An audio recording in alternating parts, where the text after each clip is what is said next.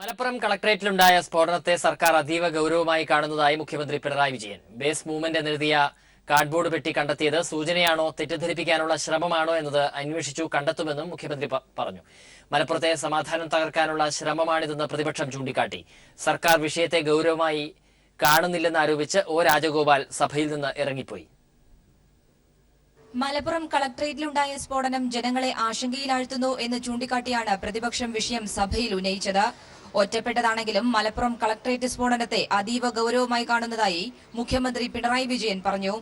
Base movement എന്നെഴുതിയ cardboard പെട്ടി കണ്ടെത്തിയത് സൂചനയാണോ തെറ്റിദ്ധരിപ്പിക്കാനുള്ള ശ്രമമാണോ എന്നത് അന്വേഷിച്ച് കണ്ടെത്തുമെന്നും മുഖ്യമന്ത്രി സഭയിൽ വ്യക്തമാക്കി. നാർക്കോട്ടിക് സെൽ ഡിവൈഎസ്പി PT ബാലനാണ് അന്വേഷണ ചുമതല. സ്ഫോടക വസ്തു നിയമം 3A പ്രകാരമാണ് കേസെടുത്തിട്ടുള്ളതെന്നും മുഖ്യമന്ത്രി വ്യക്തമാക്കി. സർ, ഇതുപോലുള്ള ഒറ്റപ്പെട്ട ചില സംഭവങ്ങൾ നമ്മുടെ സംസ്ഥാനത്ത് ഉണ്ടാകുന്നത് ഗൗരവമായിട്ട് തന്നെയാണ് എടുക്കുന്നത്. ഇത് ആരാണ് പിന്നിൽ, ഏത് കൂട്ടരാണ് എന്നെല്ലാം കണ്ടെത്തേണ്ടതായിട്ടുണ്ട്. ഇതിന് ഉത്തരവാദികളായവരെ പിടികൂടാനുള്ള ഗൗരവമായ ശ്രമം തന്നെയാണ് പോലീസ് നടത്തുന്നത്.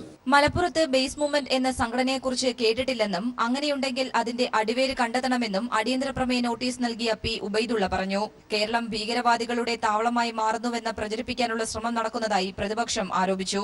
ഏതെങ്കിലും ഒരു വിഭാഗത്തെ മാത്രം കുറ്റപ്പെടുത്തുന്നതിനോട് യോജിക്കുന്നില്ലെന്നും ഇവയെ ഒറ്റക്കെട്ടായി നേരിടണമെന്നും പ്രതിപക്ഷ നേതാവ് രമേശ് ചെന്നിത്തല ആവശ്യപ്പെട്ടു. സർ, ഇത് ഏതെങ്കിലും ഒരു ജനവിഭാഗത്തെ മാത്രം കുറ്റപ്പെടുത്തുന്ന നടപടികളോട് നമുക്കാർക്കും യോജിക്കാൻ കഴിയുന്നതല്ല. ഇത് ക്രൈമാണ്. ക്രൈമിനെ ക്രൈമായി നമുക്ക് കാണാൻ കഴിയണം. ചില ഛിദ്രശക്തികൾ അക്രമങ്ങൾ നടത്തുകയും അത് മറ്റാരുടെയെങ്കിലും തലയിൽ കെട്ടിവെക്കാൻ ശ്രമിക്കുകയും ചെയ്യുന്നതും നമ്മുടെ രാജ്യത്ത് ഇന്ന് നടന്നുകൊണ്ടിരിക്കുന്ന ഒരു കാര്യമാണ് സർ. മുഖ്യമന്ത്രിയുടെ മറുപടിയുടെ അടിസ്ഥാനത്തിൽ അടിയന്തര പ്രമേയത്തിന് അനുമതി നിഷേധിച്ചു. സർക്കാർ നിലപാട് കണക്കിലെടുത്ത് പ്രതിപക്ഷം സഭയിൽ തുടർന്നു.